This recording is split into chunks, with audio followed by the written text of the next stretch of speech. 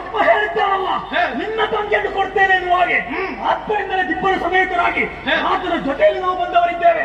ನಮಗಾದಂತಹ ಅಪಮಾನಕ್ಕೆ ಸರಿಯಾದಂತಹ ಶಾಸ್ತಿ ಮಾಡುವುದಕ್ಕೆ ಇದೋ ಬಂದವ ಮಗದೇಂದ್ರ, ನಿನ್ನ ತಮ್ಮ ಇದ್ದಾನಲ್ಲ, ನೀವಿಬ್ಬರು ಜೊತೆಯಾಗಿ ನನ್ನ ಹುಡಿ ಮಾಡ್ತಾರೆ.